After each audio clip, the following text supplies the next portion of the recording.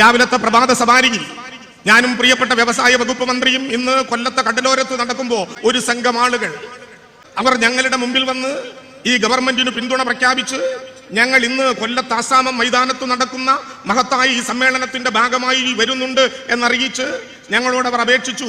ഞങ്ങൾക്ക് കഴിഞ്ഞ കുറെ കാലമായി ഈ തീരത്ത് താമസിക്കുന്നതിന്റെ പേരിൽ പട്ടയം ലഭ്യമാകുന്നില്ല. മിനിറ്റുകൾക്കകം അവിടെ വന്നു തഹസിൽദാർ, RDO, ബന്ധപ്പെട്ട ഉദ്യോഗസ്ഥന്മാർ.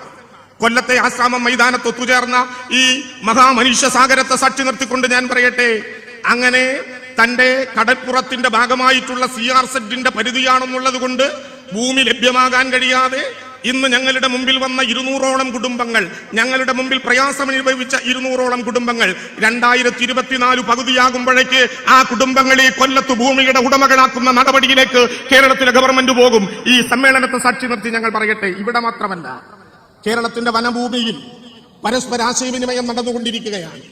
കേരളത്തിന്റെ കനാൽ പുറമ്പോക്കുകളിൽ ബഹുമാനപ്പെട്ട മന്ത്രി ഇരിക്കുന്നു, ആശയവിനിമയം നടന്നുകൊണ്ടിരിക്കുകയാണ്.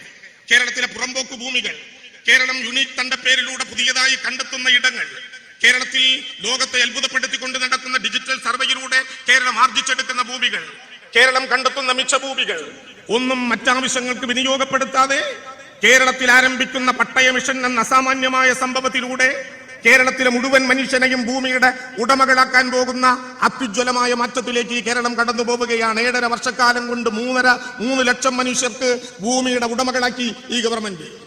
തലയ്ക്കുമീതെ കൂരയില്ലാത്ത മനുഷ്യന്റെ ദീനരോധനങ്ങളാൽ മുടങ്ങിയിരുന്ന ഒരു കേരളം ഉണ്ടായിരുന്നു.